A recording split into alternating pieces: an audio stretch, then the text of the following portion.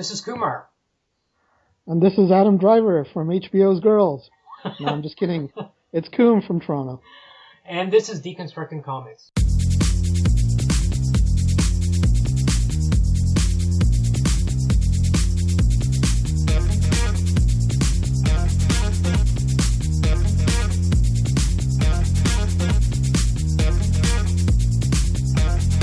Welcome to Deconstructing Comics. This is Kumar in Melbourne, Koom in Toronto. Again, today we're going to talk about the Alan Moore run on Supreme. Absolutely. Which ran from issue 41 to 63, although they did some funky stuff with the numbering in between. Yeah. And I think it started around 98, or was it later? I think it's actually maybe even a little earlier because there were breaks in their run. Okay, yes. So generally, there was something like 2 runs of 12 issues each, I believe. Right, okay, so it's 96. I'm looking at the first issue he did. And then 90... So then, yeah, then after number 56, they renumbered it with number 1 again and called it Supreme the Return, and they did 6 issues of that. And the last of that one came out 2000, and then 12 years later, they finally came out with the final issue that Alan Moore wrote, which was 63. But which was not the finish of the story. No, it was just the last. I'm gonna jump the gun and say we're gonna have some fun talking about the shady business practices of Image, Awesome, Maximum, all those Rob Liefeld joints. Because it seems like they had paid for this, maybe the final issue that was scripted, and then 13 years later, finally put it out with nothing to follow it up with. Yeah. Try to capitalize on Moore's increasing fame and renown. Yeah, and I think there was an issue 64 done by Erica Larson, who drew 63.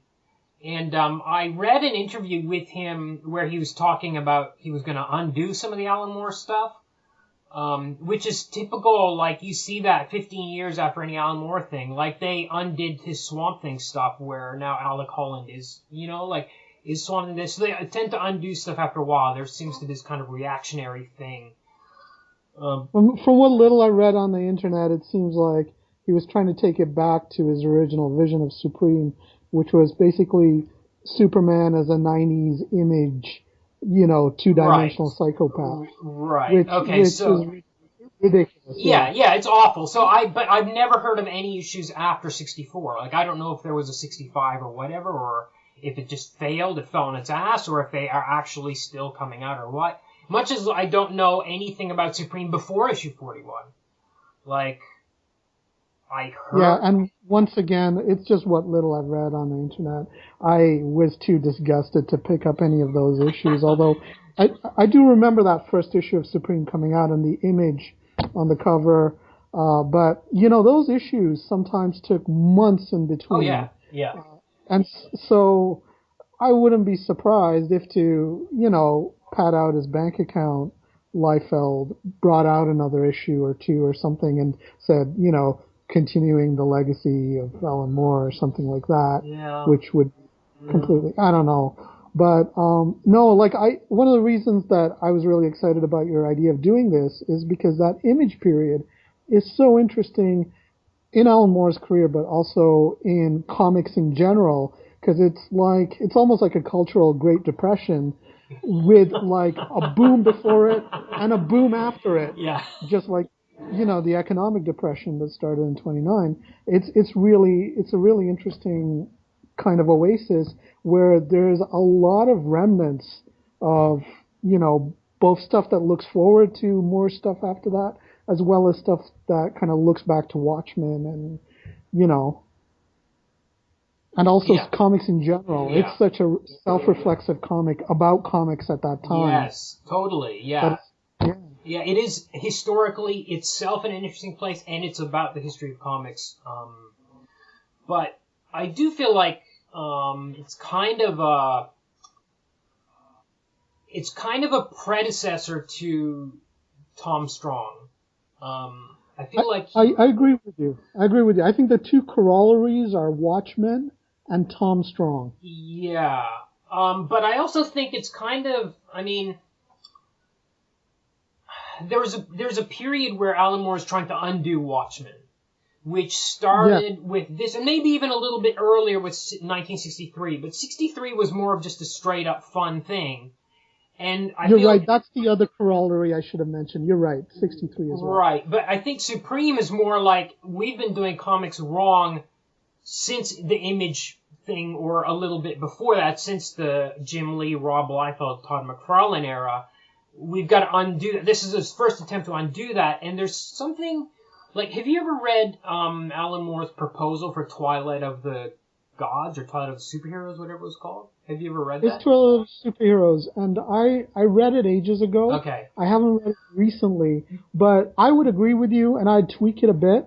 I would say this is really interesting because, like Tom Strong, not so much like 1963. Like Supreme's like halfway between 1963, which is just sort of a very satirical kind of pastiche to Marvel's, launching of the Silver Age, right? Yeah. Or Marvel's side of the Silver Age. And Tom Strong, which is like an earnest kind of return to the golden age of superheroes and pulps and that kind of thing. Supreme's kind of like halfway in between, and I think Alan Moore said specifically that he feels guilty for bringing, like, he doesn't feel like, it's a reaction to Jim Lee and Image and stuff, but he feels he and Frank Miller have ushered in that age. And he feels bad about that. And so, if you don't mind, I've just finished reading Paul Young's Frank Miller's Daredevil and the Ends of Heroism, which has been talked about in this podcast. And there was a tiny snippet near the end of the book that I just thought was such a perfect quote. Okay. I can read it later if it's better, but I have this like wonderful quote that I think just give us a nice into that. Do you want me to read it now? Yeah, go for it, totally. Okay. So this is an academic book, although it's written in a very personal voice, and it's very readable. And it's, once again, Frank Miller's Daredevil and the Ends of Heroism by Paul Young on page 233. So he's talking primarily about Miller and Daredevil, but he mentions more as well. Still, after Miller stripped bare the superhero myth so completely with his initial Daredevil run, it's difficult to see where one could go with the premise from there except backward.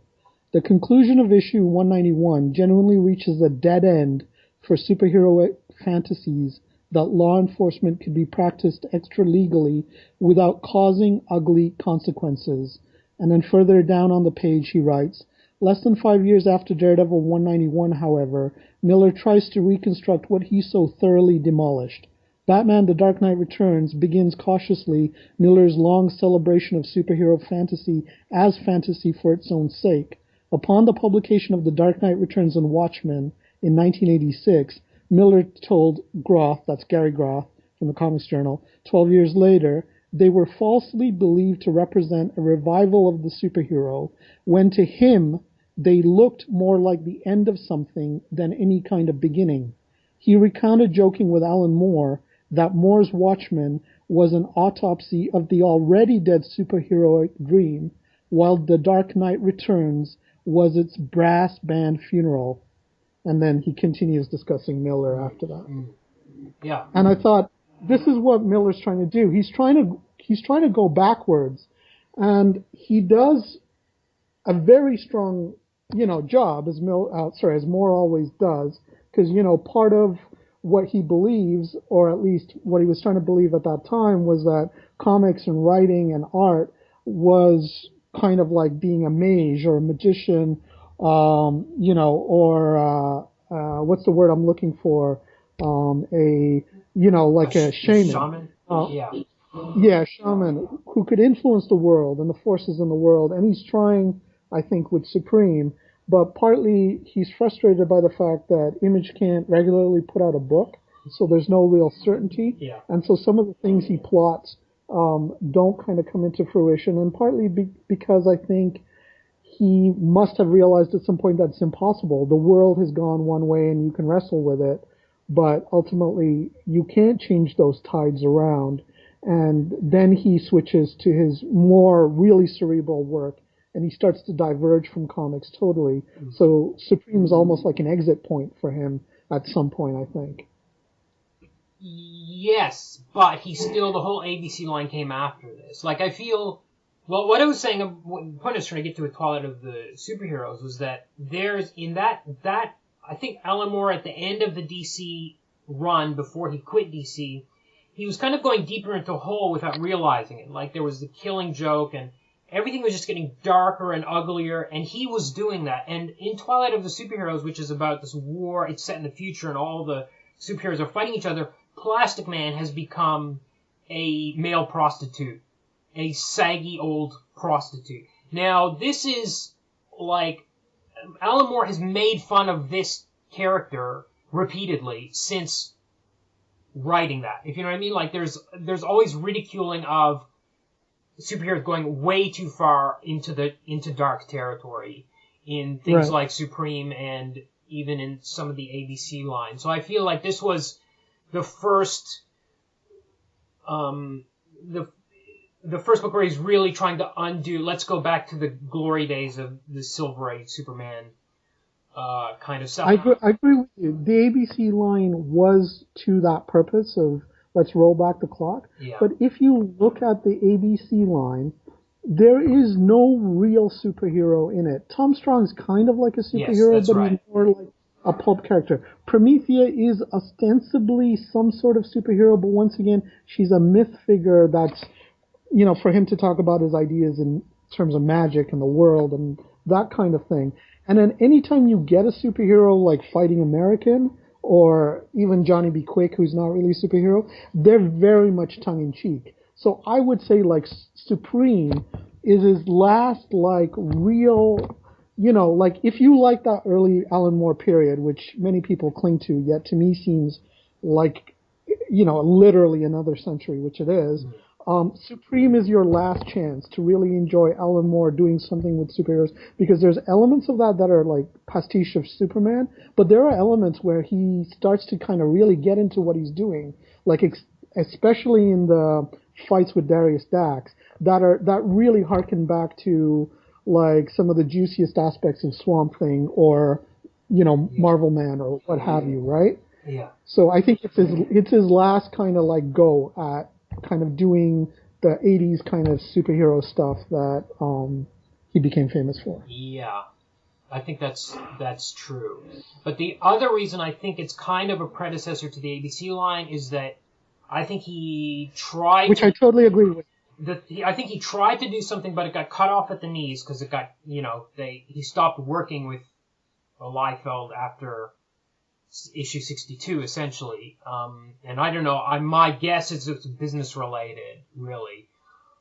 Sure. And, I mean, the reason I see it as a prototype of what happened at ABC is that the art is often so bad in Supreme, it's almost unreadable. And especially in the early issues, the lettering, like the balloons are all over the place. It's just a mess. It's a hot mess. And I'm kind of amazed by it that, you know, this was Alan Moore in between 96 and 2000, that you wouldn't, and they were spending lots of money on these books. You know, I mean, Liefeld's companies, where they were pouring money into them. Why couldn't you pay for a decent artist, you know, that was not a guy trying to be Liefeld? Think about that. Trying to be Liefeld. That's like... Yeah. What was that? There's a Mel Brooks line about this movie attempts to rise below vulgarity or something like that. Almost something like they're trying to reach a level of... I can't even describe it, because we have to jump ahead to Judgment Day, which was kind of a related miniseries that Alan Moore did, which that's the only thing that Rob Liefeld drew all 3 issues, but there were guest artists doing these little short stories in between. But his art in there is just fucking garbage. And the idea that there's this generation of artists that were trying to draw like that garbage and couldn't achieve it. And those are kind of the people that Alan Moore gets stuck with. And you would read interviews with Alan Moore talking about how when he worked on 2000 AD, he would get stuck with he wouldn't have any control over the artist who was assigned to draw stories, so sometimes they wouldn't come out very well. And here you'd think Alan Moore would have had some power, some control, and yet he gets saddled, except for these flashbacks, which are drawn by Rick Veitch, which are drawn in a Silver Age style, which are a joy. The rest of the time, until Chris Sprouse comes on semi-regularly, but not even fully regular. I think he only drew about 4 complete issues total. And his work is awesome. Everybody else is it's just so hard to look at. And I feel like Alan Moore, when he got to the ABC line, was like, okay, let's get the right artists on these books and keep them there. Well, I kind of like Ian Churchill's contributions a little bit, just because, I don't know, there's something about some of Churchill's panels. Yeah, Churchill's better than Liefeld, because he can draw people sitting down, and he also draws backgrounds.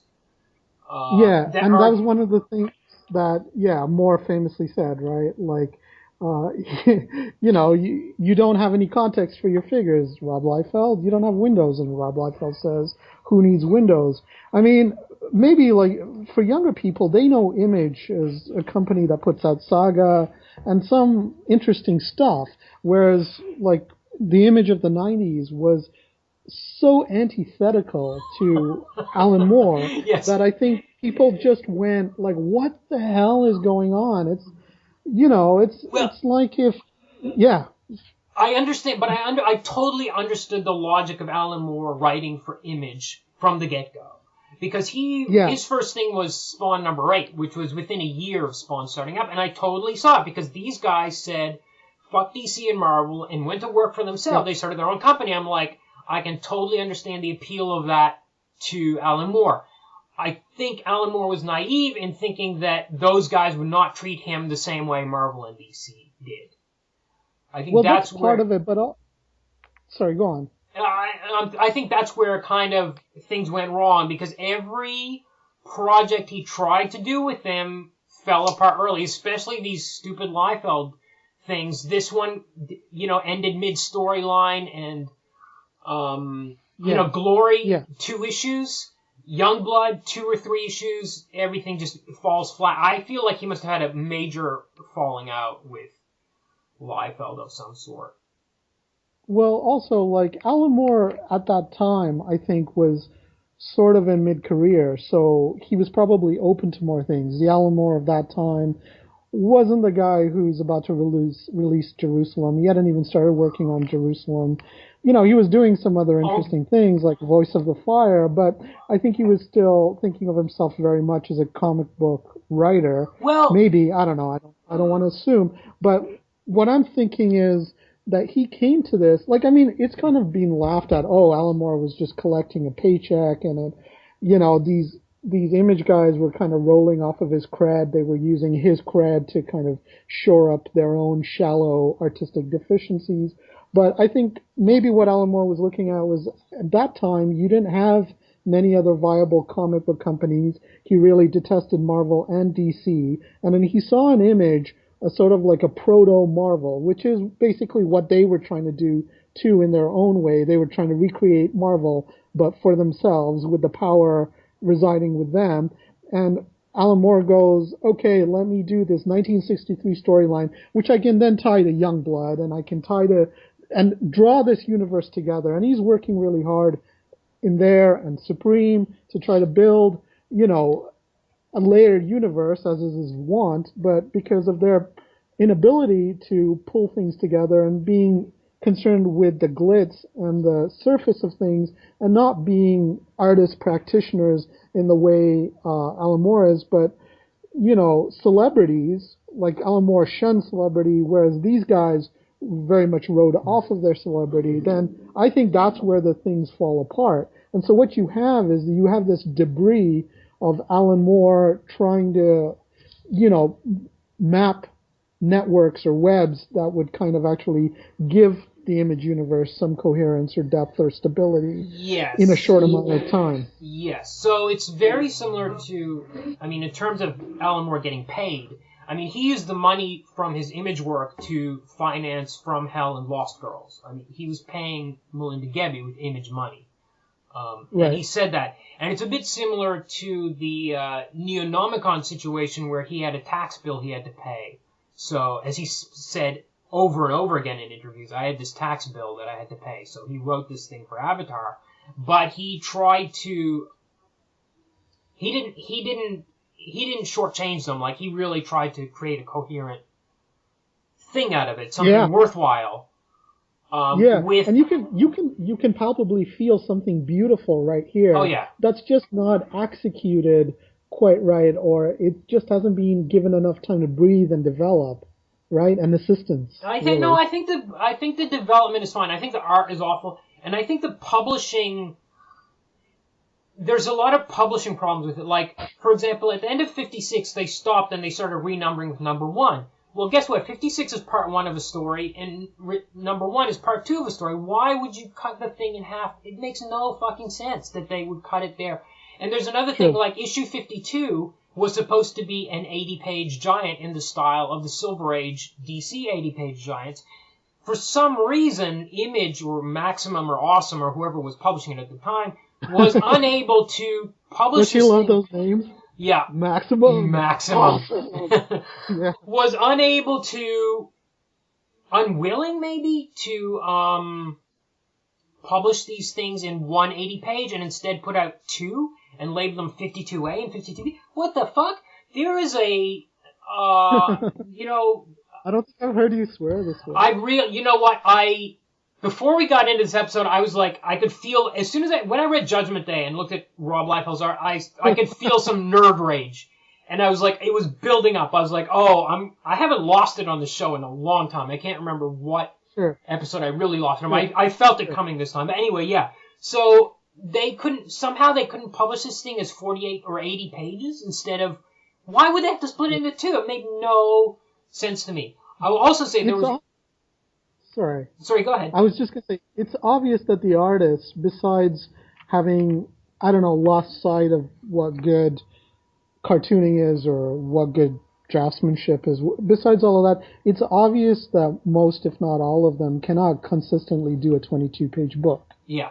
Right? So that's why they have to insert Veitch and other people to glue stuff together. Well, I think even, and you'll also notice a very interesting thing is that Alan Moore has switched from 9-page grids to 3 to 5 pages. 3 to 5 panel grids is what I mean.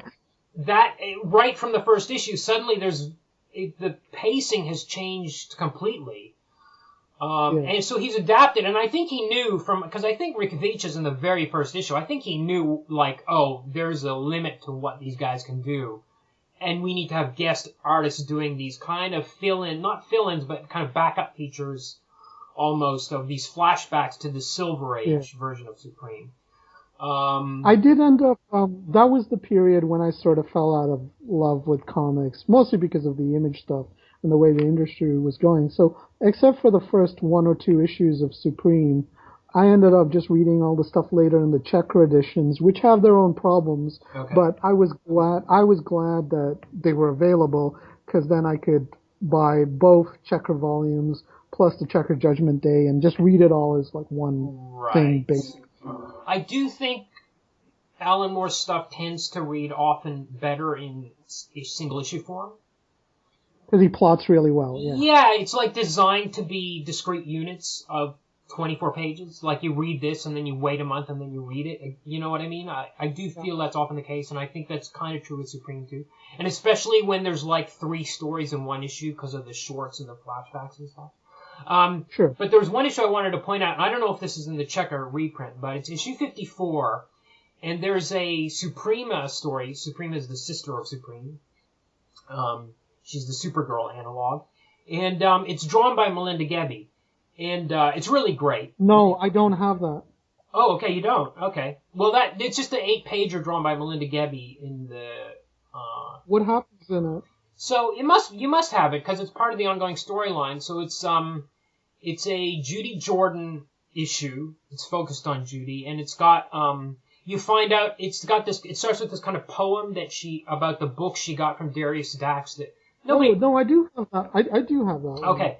So after the first bit, Then there's a short called You're Supreme right. Assistant I Supreme. didn't even realize that was Melinda. Right, okay. You're so right. Okay. Oh my God. So there's a Melinda Gebbia story, then there's a Chris Spouse story. At the end of the issue, there's a special bonus feature. Now, if you don't have this, let me read it.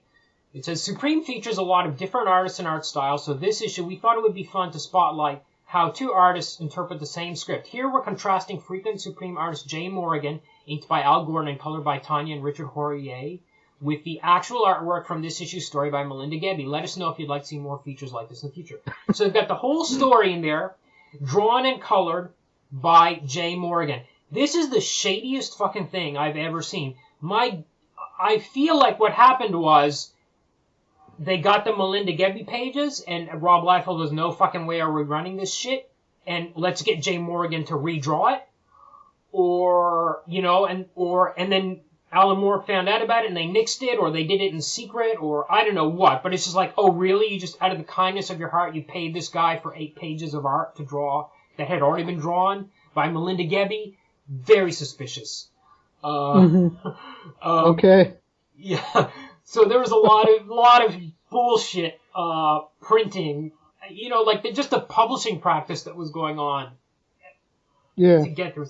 Now, I'm just wondering if, because it's very easy, I think, when thinking about Moore or talking about Moore, to get, you know, to feel a lot of indignation on his behalf, to really feel the ire going. Should we maybe in the podcast kind of not talk about the art and not talk about the image stuff and just somehow deal with Moore's story? What do you think? Yes, we can do that. I need to say one more thing about the art. Sure, get it all out of your There's system. one last thing I need to get out. It's in because we don't really need to talk about it that much. The bad art. We can talk about the good art because there's some great stuff coming up. Sure. In Judgment Day, there is a page. It's right after the Stephen Platt Barbarian story. So if you've got the trade paperback, it'll be around like page 25. So there's actually, that was interesting that I don't know if Moore made the choice to get Stephen Platt to draw a Barbarian thing, but that was smart. That was really smart. So anyways, what's happened in Judgment Day is there's been a murder at the Youngblood headquarters. Sure. So on this next page, which starts on 1997, the 3 members of Youngblood, Shaft, Bad Rock, and this woman whose name I can't remember, are standing in a room where the murders happen, and the room is kind of supposed to be a wreck. Another character, Mark, Sentinel, I think he is, comes into the room in the next panel. He's facing away from the room. So, as far as I can tell, he's walking into the room backwards. And facing forwards, away from the other characters as he's speaking to them. Yeah, I don't know. It's amazing! It is amazing! I couldn't believe it. It's the most... Whoa! When a person enters a room, they normally face the room and walk into it, rather than face away from the room and have a conversation with the people behind you while you're entering it. Mental. It's just beyond belief. And there's constantly panels like that in this thing. A few pages later, there's one where Savage Dragon is walking away. But because Liefeld there's no background and Liefeld hasn't done anything with perspective, it looks like he's jumping 10 feet up into the air above the heads of the other Youngblood team. There's just nonstop Liefeld stupidity. I think maybe when he worked for DC and Marvel, he was doing better work because the editors would tell him to draw stuff like backgrounds and. I don't know. Okay. Well, also, I think like McFarlane, just their egos, you know, way got bigger than their brains, and they just, there was no, and it was like an age where they were being given millions of dollars for, you know, for nothing, basically just satisfying these idiotic fanboys. It is worse than amateur, and Liefeld is the only artist that Alan Moore has mentioned by name as doing a bad job. None of the artists, sometimes he says, oh, certain artists have done bad jobs. He never named them by name. Liefeld's the only one. And Judgment Day is almost, you don't really enjoy it. You kind of suffer through all the Liefeld sections.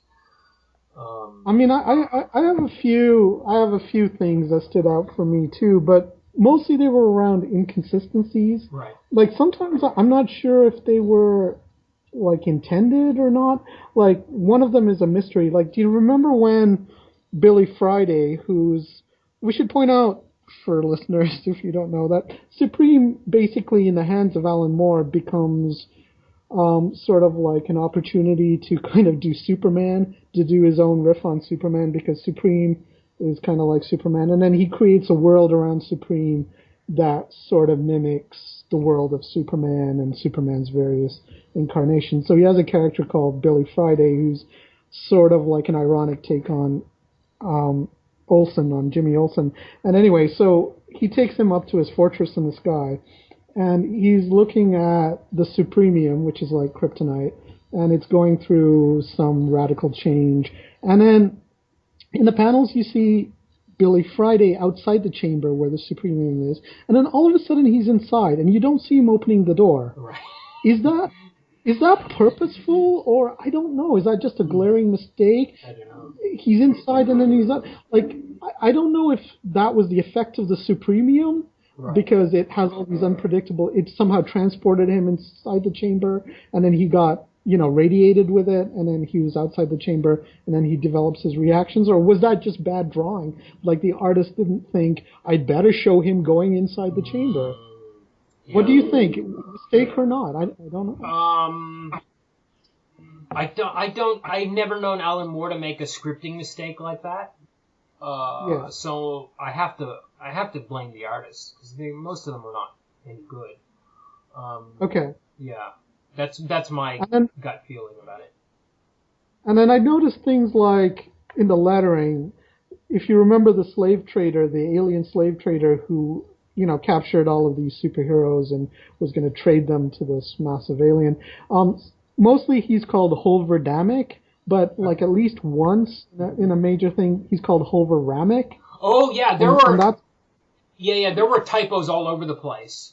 And there's one, the Judgment Day Aftermath, which was kind of a follow-up to Judgment Day, which was partly drawn by, or was it the whole thing was drawn by Gil Kane. Should have been a showcase, and the Gil Kane art is beautiful in it. But there's typos on every page, and there's misplaced word balloons. Sometimes word balloons are placed twice. Like, what? Like, don't you give a shit about the comic book that you're publishing, that you're selling to people? I couldn't believe it. And you got Gil Kane drawing an image comic. You got Gil Kane, and this is how you're going to treat the work? Shocking. Totally shocking.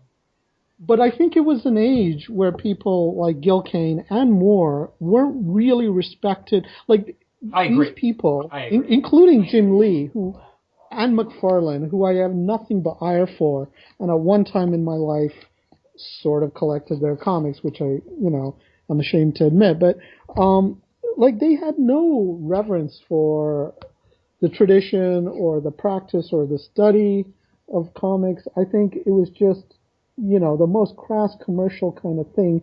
Like, in a way, it's strange that Moore hitched his wagon to their star because the things he didn't like about Marvel and DC were so concentrated in what they did. It was just pure commercial, endeavor for, so anyway, I don't know. And then there were other things like, I was really interested in the storyline with Dax because I think that's like the major arc that Moore was building up. And so when he goes back from, when he's being blipped. Yeah, we should do this properly. You want to go ahead? No, so I was just going to say that Dax is the Lex Luthor analog. So yes. Almost everything. It's amazing how closely he cleaves to the old Superman stuff. Because there's even a equivalent of the Bottle City of Kandor in there.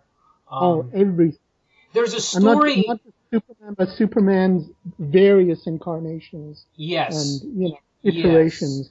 Yes. So for him, this is a great opportunity because he gets to handle this big property without actually having to work with DC at all. Right. And there's even storylines. Like there's a flashback story about the Citadel Supreme being invaded by someone, and it's a mystery, and they can't figure out who did it. And then it turns out to be the equivalent of the Legion of Superheroes, who are doing it as a fun trick on Superman, or on Supreme as a, is it some sort of celebration of something? Well, that's an almost exact riff on a Fortress of Solitude story in which the fortress is invaded, and it turns out to be Batman giving Superman his present for his birthday, which was a mystery to solve.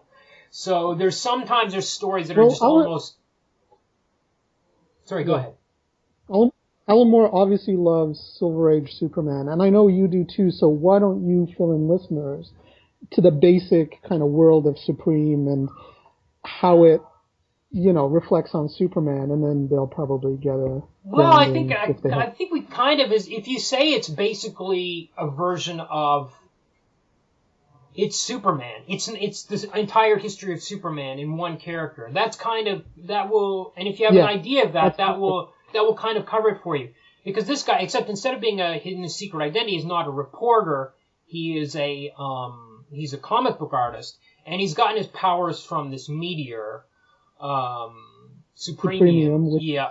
And he's got instead of Supergirl, they have Suprema, which is his sister. Everything is pretty much, and he's got a dog too. He's got a dog, right. And there's, even, like, sometimes you get flashbacks from different eras. So there's a 70s one, which is drawn in a kind of, Neil Adams style, and he's got kind of the big bushy sideburns, right. And everything's kind of psychedelic looking, and it's really great. Like Rick Veitch drawing those things, he's able to kind of channel different eras, and it doesn't look like when he draws the 50s and 60s stuff, it doesn't look like the 50s and 60s stuff, except that he really he swipes Wayne Boring's poses. Those flying poses all the time, and he does those kind of swipes. But there's other times where, like, there's a certain issue where they parody not only the old Superman comics, but also the 50s EC comics and Mad and stuff like that.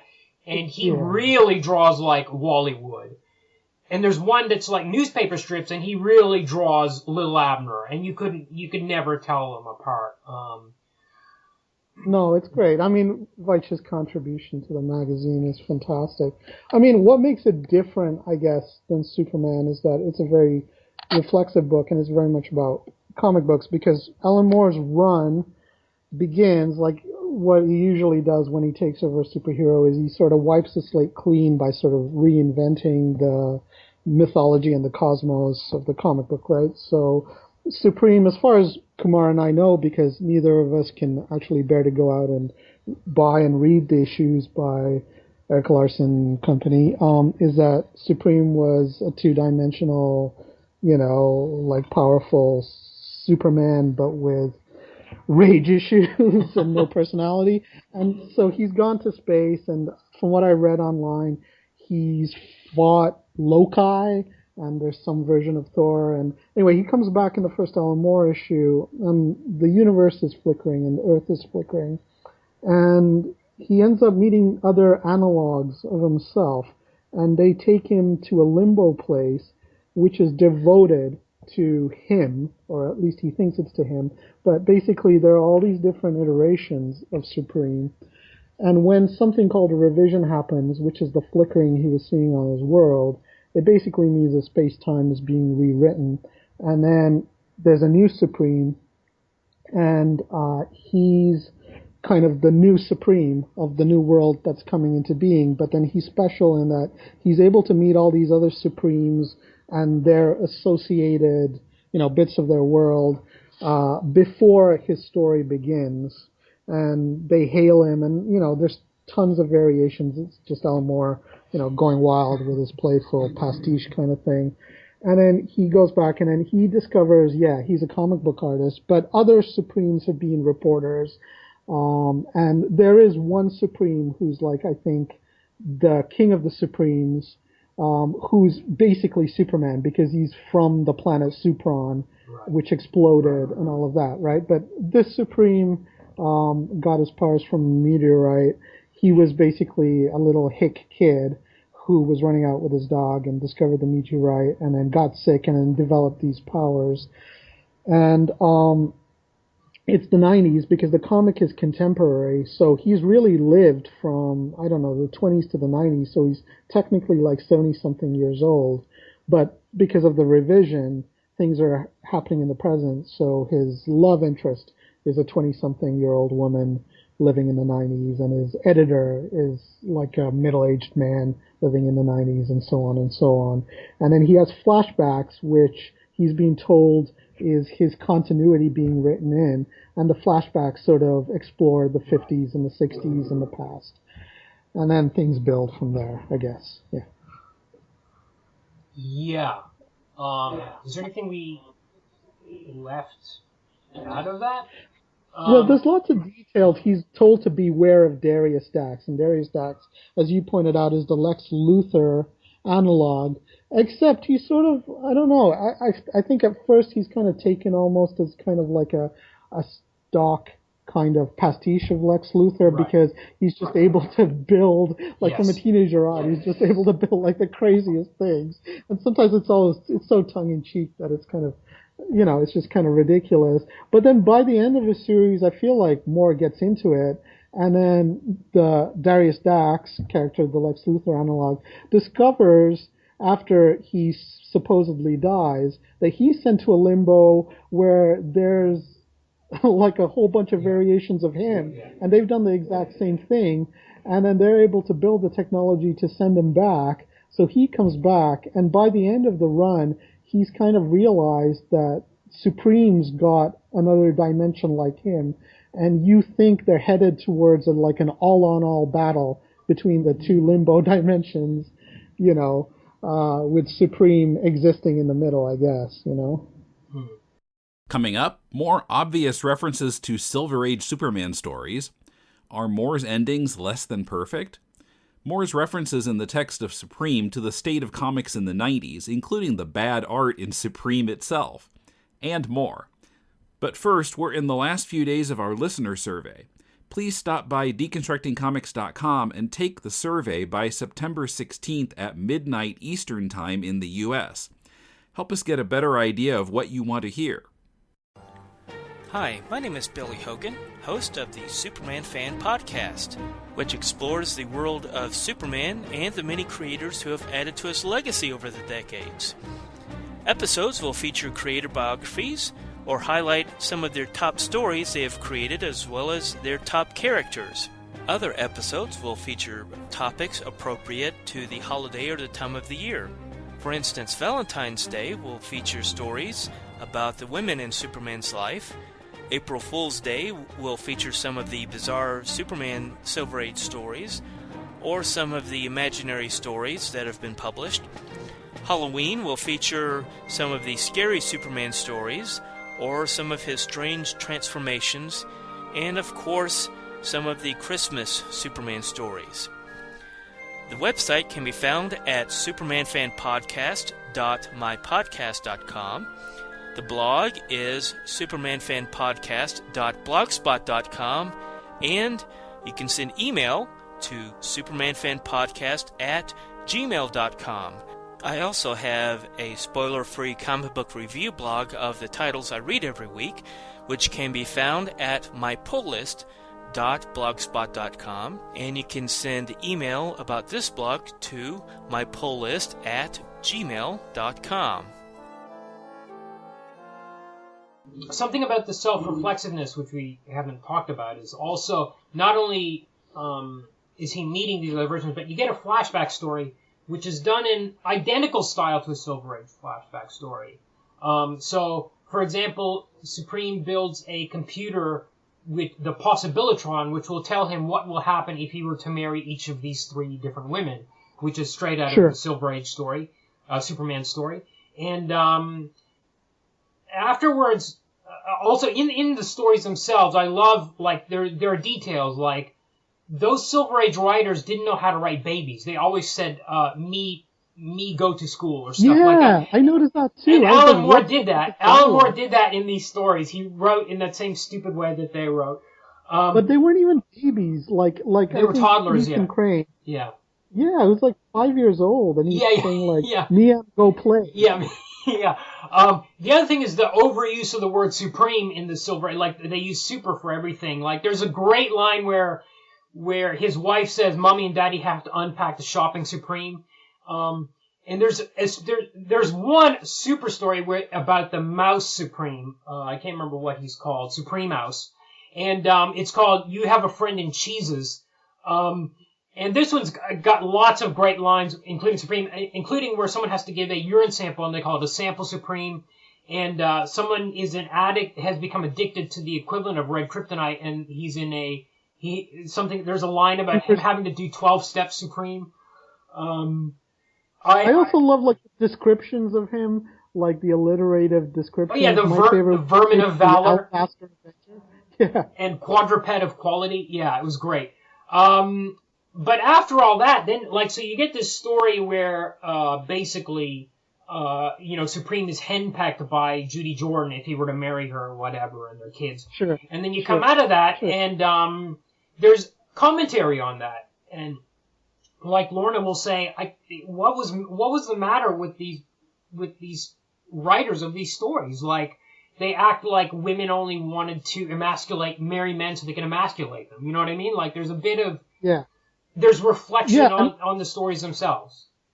Well, what's amazing is that this is written in the 90s when, I don't know if you can say that the comic book medium is mature or is it in its infancy. Whatever you want to say, it's looking back to, I don't know, the 40s and up. But then now you and I are reading this 20 years later, and we're looking back on the 90s, looking back on the 60s, and it's fascinating. Yeah. It's fascinating. Like that's part of, the pleasure of doing this topic, I think, is discussing this. Anyway, that kind of self-reflexiveness, which we also almost take for granted now because it's pretty much in the humor, where like you're watching a movie and then it'll just comment very quickly on, the stereotypical nature of a kind of trope or whatever. But back then in the 90s, this kind of stuff was so fresh and so interesting, this way of looking back, right? And yet at the same time, Alan Moore, like you said before, is trying to turn things back into that more wholesome comics that he grew up with. Right. Right? And that he was inspired by as like a penance for what he's done or what he's brought about. Yeah. And so, like, there are these conflicting things, There's a conflicting thing between the pastiche and the real earnest kind of building of story and drama and climax that, is sort of in the seeds of this run. Well, I think he was trying to do a reset, and it seemed like he was especially at the end of Judgment Day, he's kind of laid the groundwork to start again. And in Judgment Day Aftermath, you get short 8-page stories of all the heroes that I guess Alan Moore was going to write himself. There's a Glory story, an Ally story, which is kind of like the old Justice League type of thing. Supreme, I can't remember who else. Maybe there's a Youngblood story in there. So it seemed like Alan Moore was planning to write 4 titles, much as he did with ABC. He was like, and we're going to start from scratch. Now that I've laid out what the kind of imaginative playground that we're going to be working with, let's get going. And that's the last kind of thing he wrote. Yeah. I mean, what's interesting about Judgment Day is that, there's a trial because somebody in Youngblood's been killed, and one person has been accused of her murder. But as it comes out in a trial, the real perpetrator is Sentinel. And Sentinel has used this minor character, this character from the old Allies from the 50s called Storybook Smith, whose basic shtick was he had a book, and then he could write something in a book, like he could write Sherlock Holmes, appears, and then he would appear, and then he would help them solve a case or whatever. He'd write some quick fix in his books, and he would. And what we've learned is that Sentinel has somehow acquired this book, and he's rewritten reality so that comics have changed. First of all, he writes it to change his own fate, so he no longer dies as a young, poor, urban, wasted person, to become this really successful engineer, and then he becomes a superhero And then he rewrites reality to reflect what comics had become in the 90s. And so Alan Moore uses this book as a way of what's happened to, reality or the state of things in comics. And at the end, by realizing that it's a book that's being written and rewritten, you kind of open things up for it to be rewritten again. And at the very end of the story, this is a bit corny, kind of falls to Earth, and then you find a young homeless girl who finds it. And what will she write? It's been given to a disenfranchised person in the comic world, right? Who can then write her own vision that maybe countervails some of the oppressive structures that have, shaped the world at that point. Whereas in Supreme, what you get is you get a revisioning of things that changes time and space and re-changes the universe that has a Supreme in it and has a Darius Dax and has a Judy Jordan and a Diana Dane and all of these people that make that universe happen. And so you've got these two examples of Alan Moore literally trying to rewrite the world of comics. Yeah. And it's like he's frustrated because he can't do it in Supreme, so he finds another metaphor for it in Judgment Day. Well, he's just trying to smash his head against, the wall of comics. I think the book business in Judgment Day is amazing. Because he's almost saying he's almost insulting Rob Liefeld to his face in a book drawn by Rob Liefeld, where he's saying that basically Supreme does that too. Only Rob Liefeld may not be drawing it, but he's insulting the whole thing. Yes. Or at least making fun of it. Yeah, because in Judgment Day, basically what it comes down to is this universe was created by a bitter 14-year-old with no imagination. The whole Image universe, the whole Youngblood universe was created by this bitter 13, 14-year-old with no imagination. And and until somebody cover it up. Yes. Because he can't let go of his fame and his power. Yeah. And the grim view of reality that he somehow run. But I also think that harkens to Moore's beliefs, as a shaman, like you can bring energies into force with what you write and what you draw. So even advertisers and corporate people and bad artists like Liefeld or poor artists with bad values can bring forces into effect, and you have to be careful about how you use your energies, right? Right. Don't you think? Like that's kind of like the underlying worldview in Moore's work at this point. And then what's interesting is it must be a time when he's discovering himself as a magician, but it also looks forward, like there are things like that look forward to idea space and other things, that these are sort of like early kind of iterations, reflections of. Yeah, for sure. And I mean, some of these ideas came up again, like the idea of multiple Supremes existing comes up again in Promethea, and a lot of the ideas he had for Glory come up in Promethea as well. Like they got kind of pushed to completion in those ABC books, for sure. Yeah. Sure. But something we said kind of reminded me, too, that the plotting in Supreme, the overarching plot, I think is some of the tightest Alan Moore has ever done. Because there are moments that you don't realize, you think they're just throwaway, and they come back in a major way later on. Like there's an early... I would agree with you I'm sorry, once again, I have the two collections. So my collections are called The Story of the Year, which is the first collection, and then The Return. And The Story of the Year goes to his first major fight with Darius Dax, where Dax disappears with the meteorite and becomes a meteorite. But I would say the plotting in that is like fantastic. Like you can read stuff once you've already read it, and you can see just he's plotted this whole story arc. There's little things, like little hints, like when he meets the old Judy Jordan and things she says that are just hinting everything like throughout that arc. But I would say in The Return, which is the arc after that, the 12-issue arc after that, I would say it's not so jointed, not maybe because it's Alan Moore's fault, but just sometimes like there are diversions that are wonderfully done and that evoke all of that nostalgia we've been talking about. But this story arc does not seem to be pulling together. And I don't know if that's Moore's fault or something else in the circumstances, or from what I've read, he's basically work for hire. although he's really put a lot into this, and he's not sure of what's going to happen, so maybe he's saying, maybe the most I can hope for is to write this one-off episode. Like, when Supreme spends time with Judy Jordan, and then they're going to different worlds, and then you have that whole Kirby tribute. Yeah.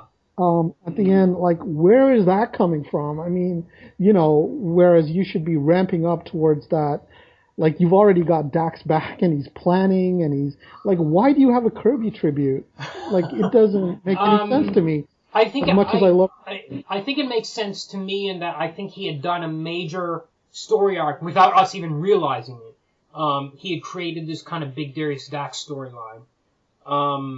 And I think at the end of that, it was like, okay, we'll start building up to the second one, but he's kind of ramping up a bit slowly, so there's a bit more single issue stuff, like the Jack Kirby tribute issue, which we should say, I thought it was really pretty amazing.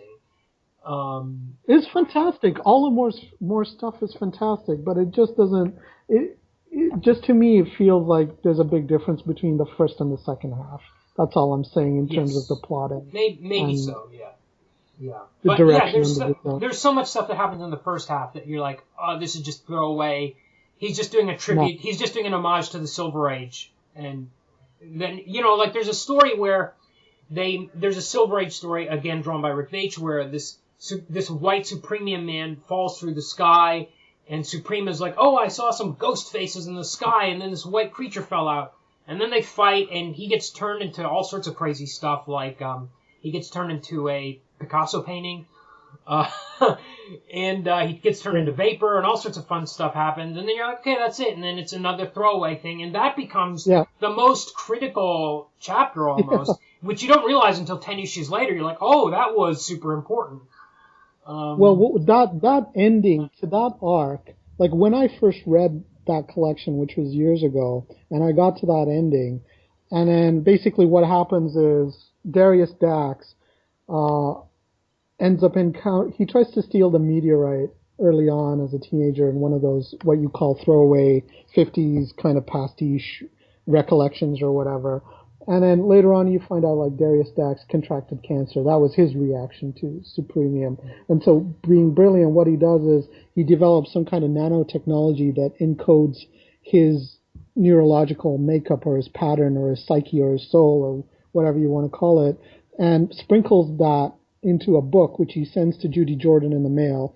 Judy Jordan opens this. We don't know any of this early on, but Judy Jordan opens this, and the motes end up infecting her, basically inhabiting her with Dax's soul. So he lives on in her body.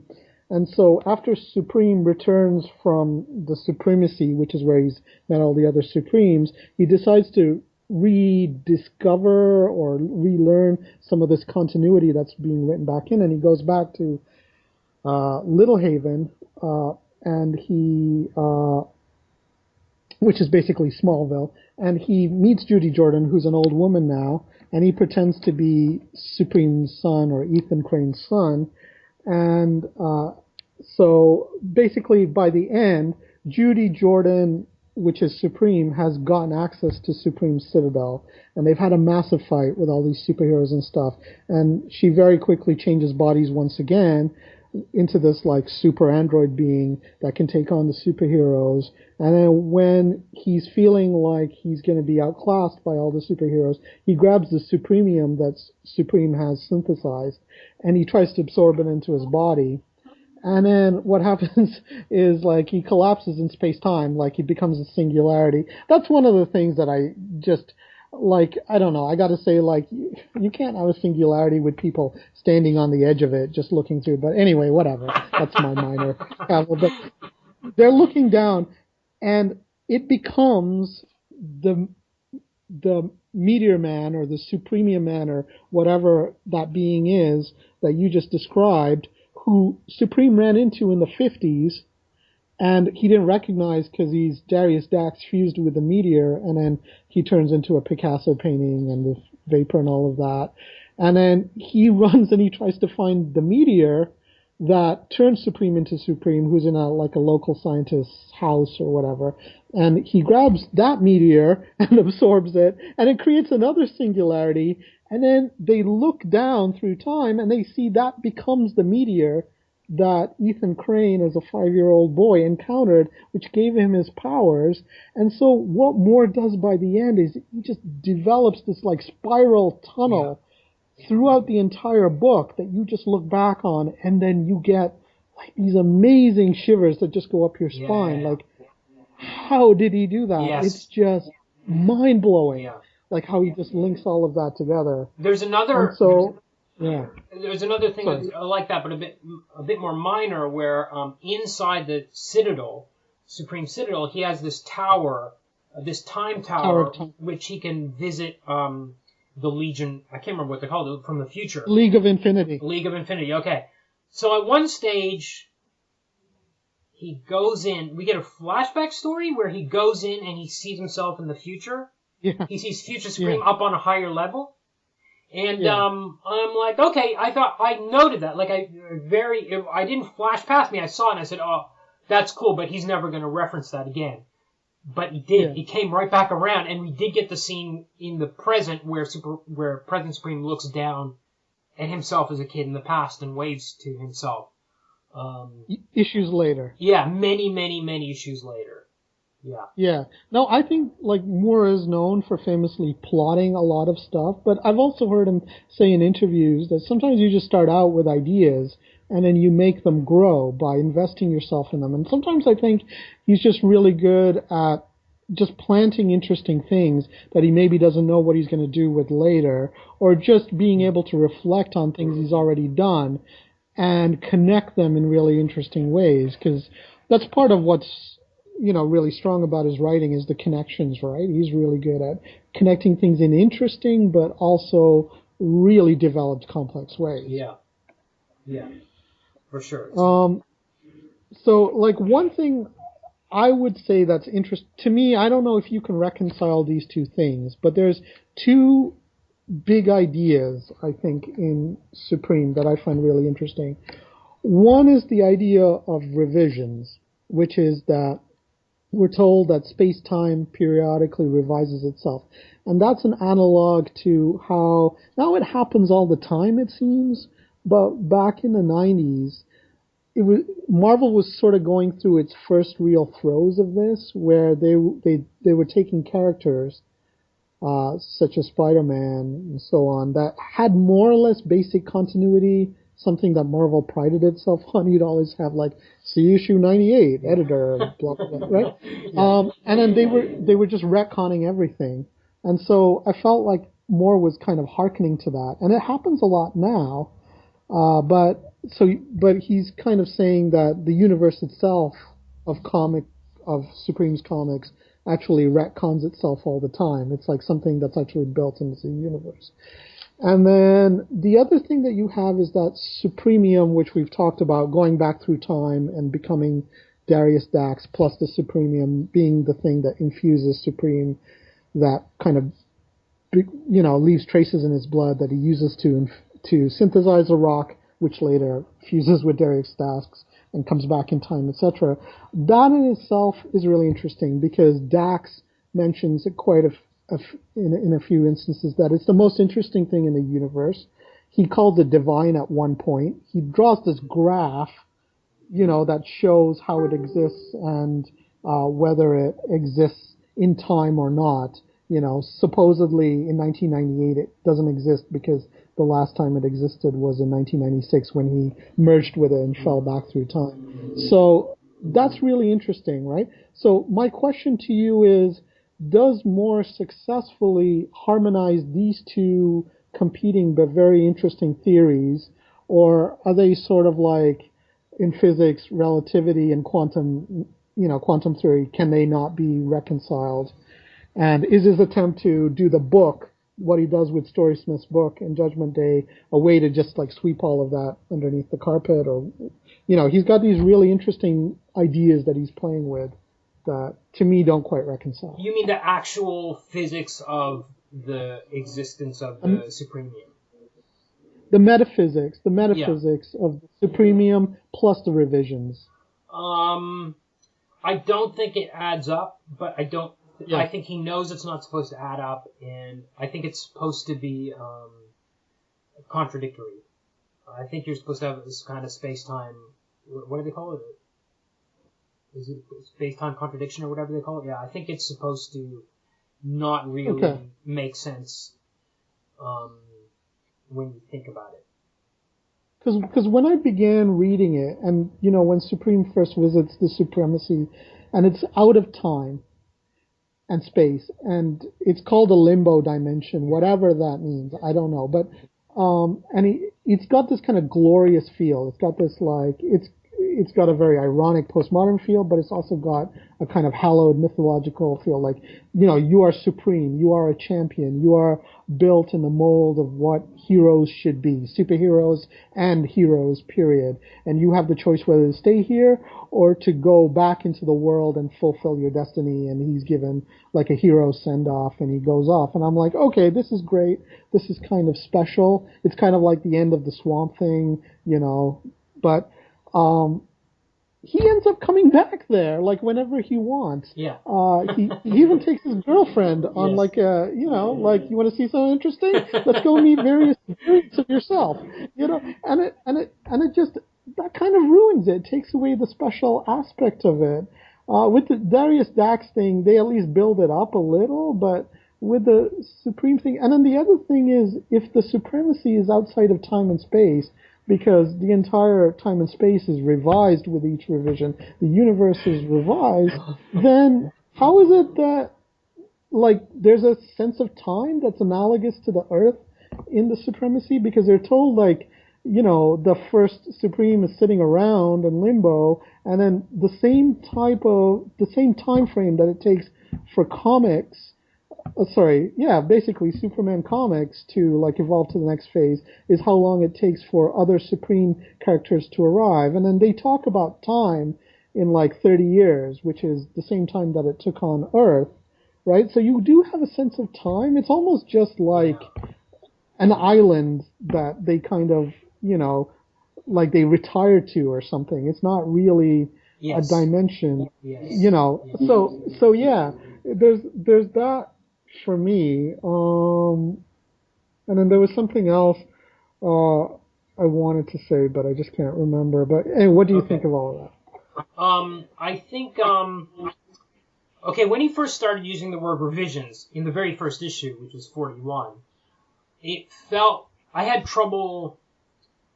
It felt revision sounds like a comic writer revising, which is what it's supposed to sound like. So that's what it is. Yeah, that's what it is. And I was kind of like, well, is he saying Supreme is a comic book that's written, like, or is it an actual universe? You know what I mean? Like That's the thing I'm wondering. I'm wondering if ultimately at the end, Supreme is not an individual living in a universe, but is actually literally only a comic book character and nothing else. Like, that maybe is given the possibility at some point to glimpse that that's what he is. Is that what's going on? I mean, is Alan Moore ultimately saying that? No, I think what it is? It kind of feels that way, but I actually think he's trying to come up with an in-story explanation for revisions. For the comic writers making revisions to characters, or comic companies revising characters, and he's trying to make an in the Supreme universe, what is actually happening. Well, there's this kind of physics of it. There's time and space warps. Yeah. I think maybe he even did give a reason, I can't remember, for these occasional... Well, they in the first chapter, they suggest two possibilities. One is that it's the universe trying to kind of correct itself, right? Like trying out different drafts. And then the other possibility they suggest is that Supreme, the character of Supreme, is like the most special character in the universe, and so it's the existence of Supreme that somehow does it. Right. And then I think later on, Dax believes that it's not Supreme, because obviously that idea of it being Supreme is sort of a very self-centered kind of view. Dax thinks it's the supremium, because the constants between all of the universes are Supreme, Darius Dax, and Supremium. And so he thinks it's the actual Supremium that's actually causing the revisions. And that's the stuff I find really magical in this. I mean, I find it fascinating, and I just want to, jump into that. What is that? And try to figure that out. Yeah. Yeah, but I think Alan Moore knows that certain stuff doesn't add up. In the same way, any time travel story, often there's a contradiction that doesn't add up, and that's half the fun of it. It's just kind of neat the way he tied it.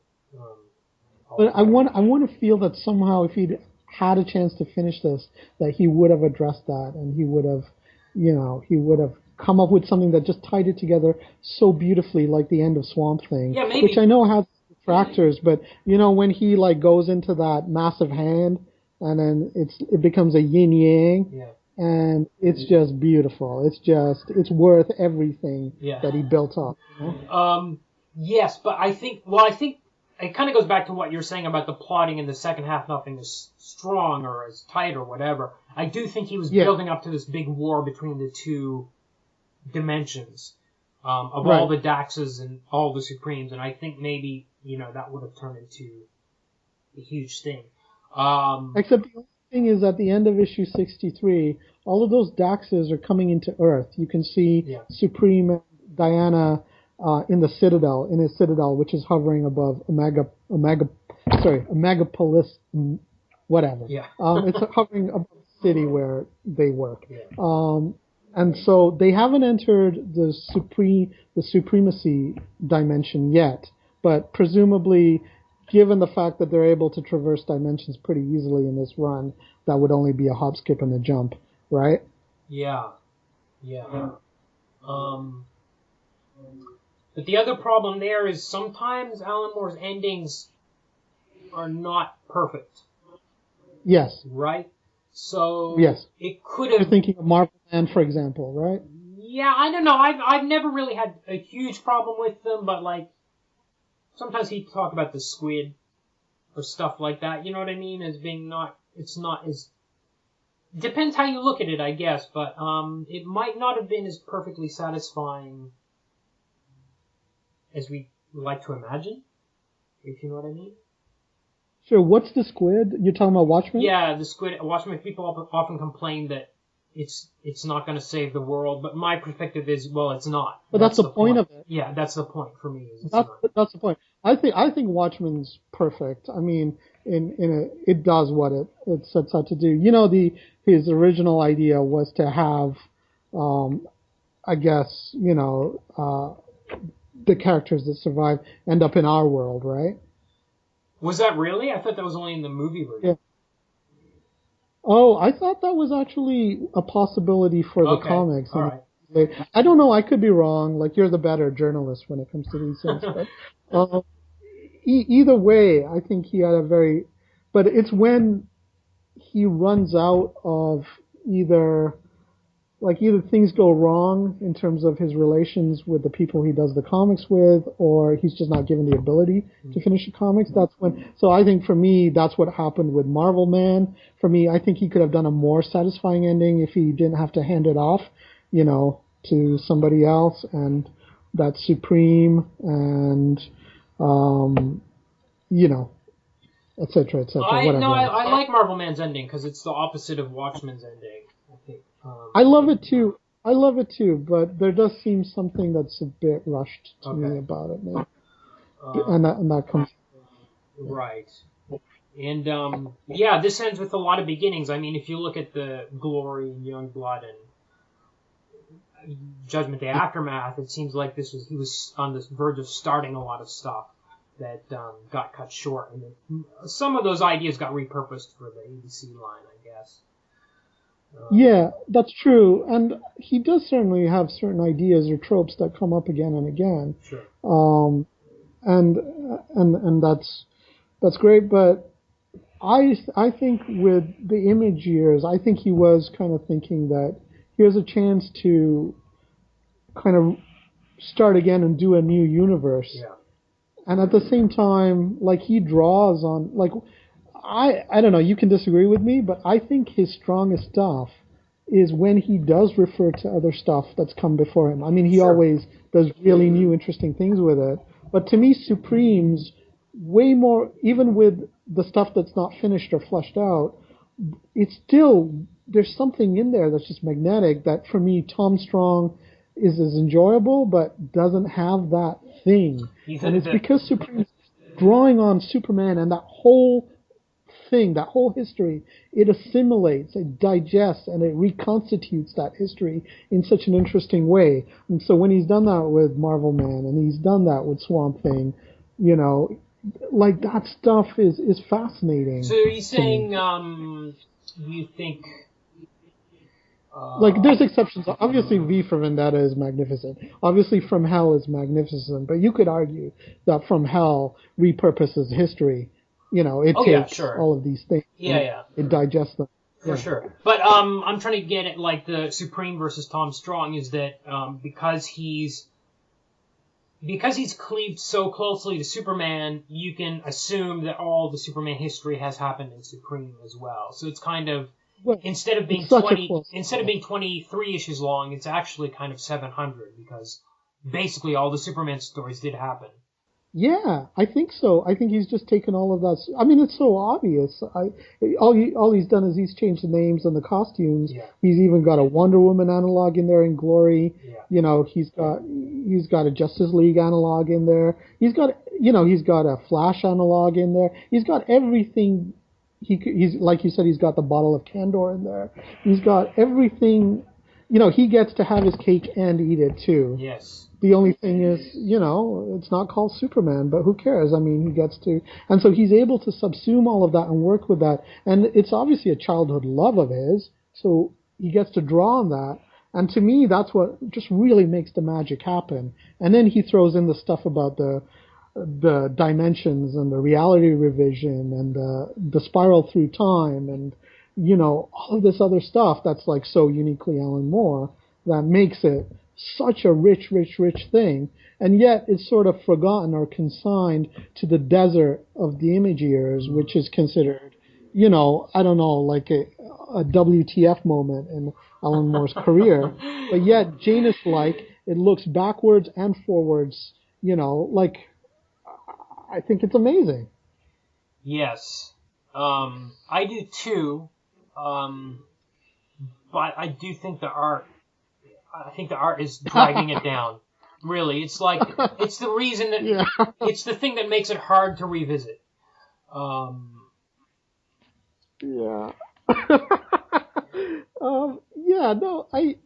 in the Ian Churchill pages, like there's this one like splash page where Diana Dane's finally come to terms with the fact that Ethan Crane is Supreme, and he's changed out of his clothes, and he's like looking down at her. Yeah. And he just looks so ugly and frightening because of all the muscles and stuff. Yeah. And I'm just like, holy crap! And she's just busty but small and with a pouty lips, and she's looking at him, and it's just scary. Yet on the other hand, like the pages beforehand where you see Jack-a-Dandy, you know, by the phone booth with Billy Friday. I love those pages by Ian Churchill, and they're both in like within a 2-page proximity to each other. You know, that reminds me of issue 50, which is the kind of romance issue. Well, not romance issue, but it's the first issue was drawn by Chris Sprouse, and Supreme in a Secret Identity comes over to talk about story ideas for the comic book with Lorna. And it's just them. The whole issue is them sitting on the sofa. Diana. Her name's Diana. Sorry, Diana. So they're just sitting on the sofa talking, except for the flashbacks. It's just them talking to each other for the whole issue. And I thought, thank God Chris Sprouse drew this, because none of the other artists could have pulled it off. Mm-hmm. They're both very attractive. The subtlety, right? And the subtlety in the moment. The subtlety, the body language, the facial expressions. Yeah. None of the other garbage artists, the image artists, could have done this on this book, and it's like a relief. It's a relief when you do that. There's also a Suprema story drawn by Jim Mooney, who drew the old Supergirl stories. It's a short, about 8 pages, which is great, where Suprema goes out and meets these space hillbillies and ends up arm wrestling a baby, and it's great. So I guess I guess you could come in and hold your breath for the Jim Veitch pages for most of the time, and maybe you could get through it, but it's kind of the thing that I think if somebody was flipping through this on a shelf today, I think they would be, even if it had Alan Moore's name on the cover, would be kind of like, I don't know if I want to buy this. You know what I mean? Except that, like, the story comments on it. Like, there are various times when they run into somebody from the past or the future. They're like, "Oh my God, is that what I'm going to look like in 30 that's true. That is kind of true. Build up really husky." Or, watch out, he's a 90s version. Yeah. He's a 90s version of the villain. So his powers are unlimited, or his character has no motivation.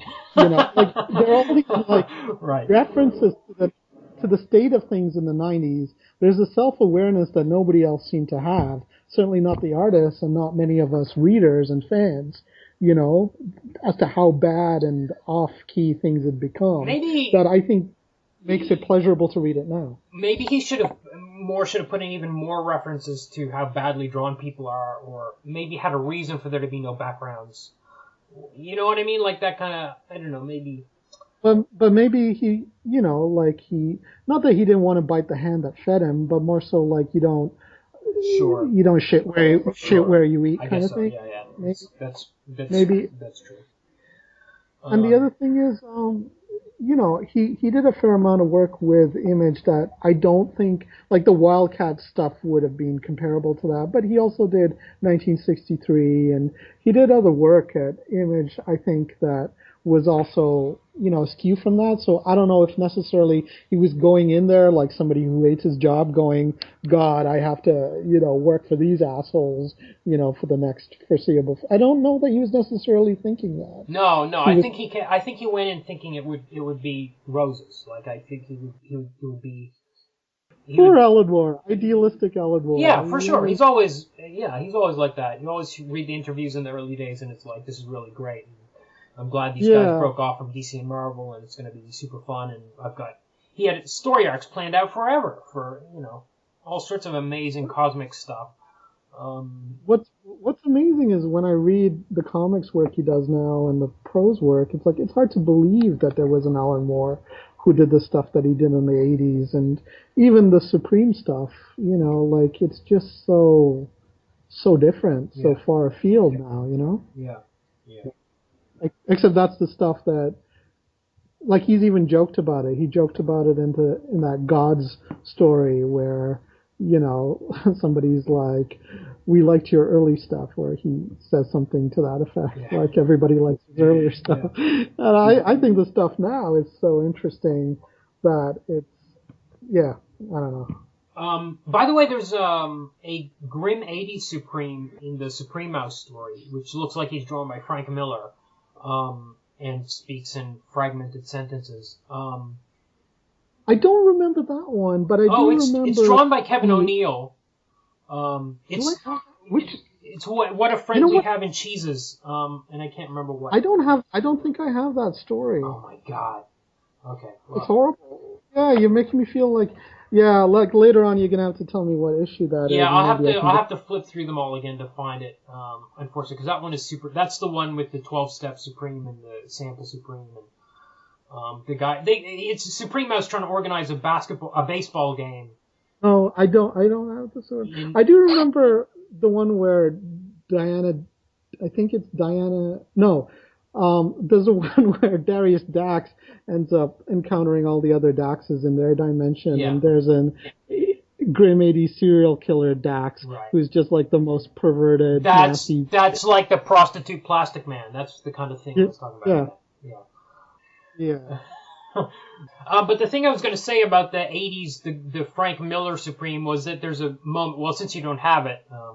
But there's a moment where he eats, he's eating grapes, and I just thought maybe Kevin O'Neill had snuck in a From Hell reference. Oh, interesting. Yeah, I don't know. I don't know. It doesn't. But I mean, matter. That would. Yeah, I don't know. You think like to me, I would think like Supreme is still for a bit more of a mainstream audience than people who would have been reading From Hell at that time. Yeah. But I don't know. Okay. But like I think he and Miller, like it'd also be interesting because I don't think he and Miller were quite on the outs yet at that time, right? So it would have been still somewhat of a fond nod towards Miller, or would it not have been this 80s Supreme? Would he have been? It was similar to well, that Supreme was similar to Dour Devil, if you're familiar with that. It was a really old parody he did of Daredevil. Yes, which is a loving parody. It's similar like that. Like he knows, Well, presumably somewhere in the Supremacy, there is also a 90s Supreme that's from before Moore took over.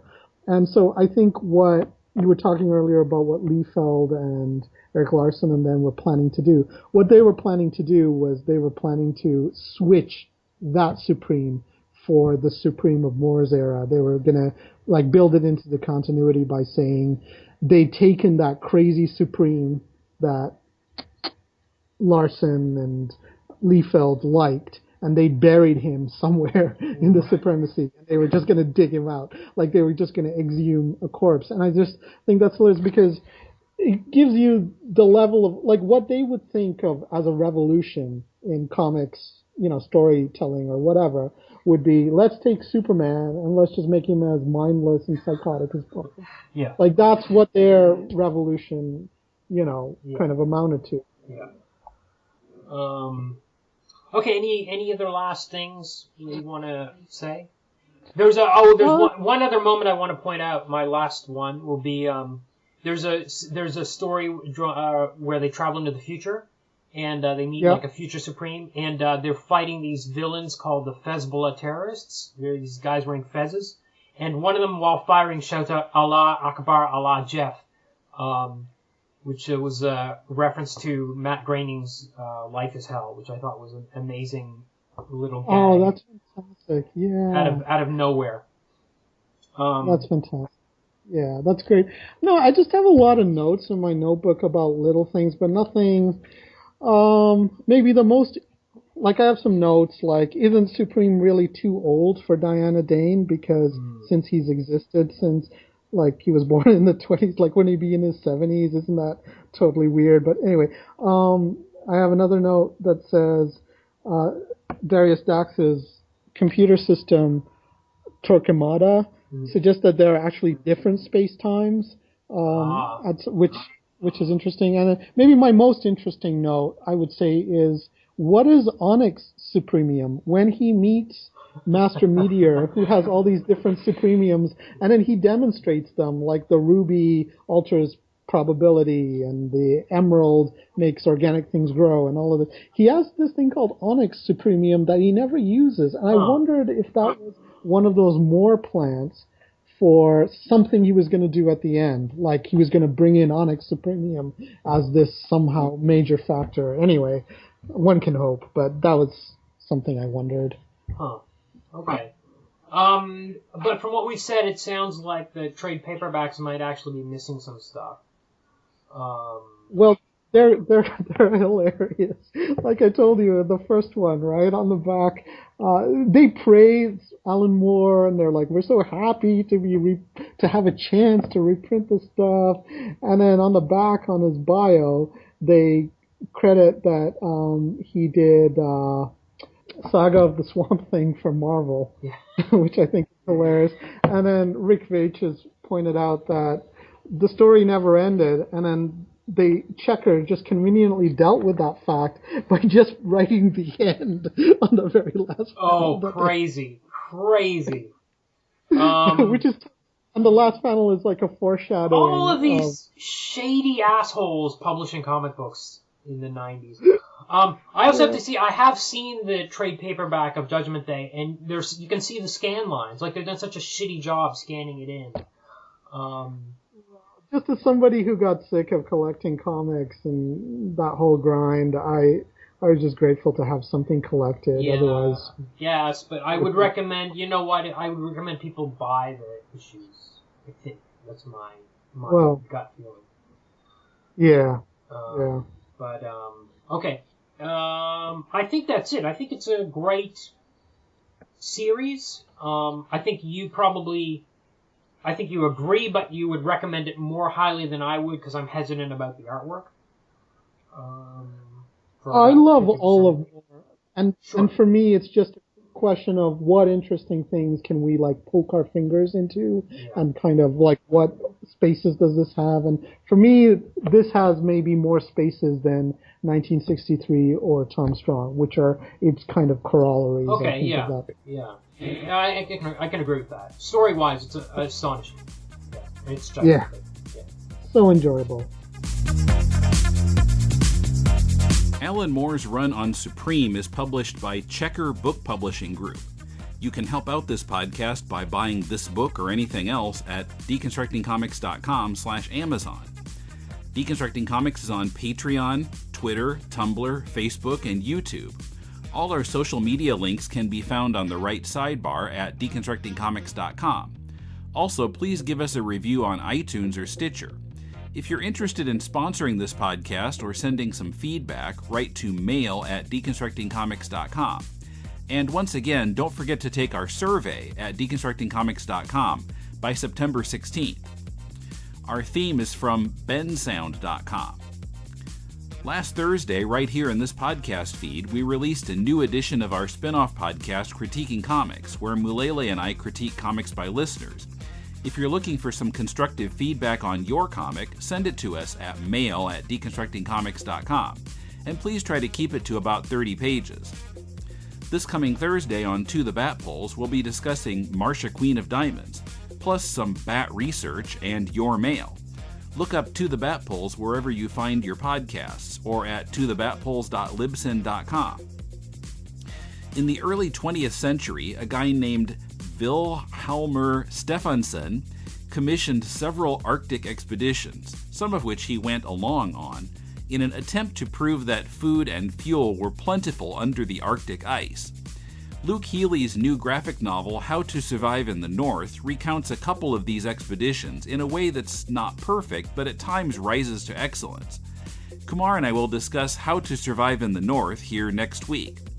Till then, this is Tim, and thanks for listening to Deconstructing Comics.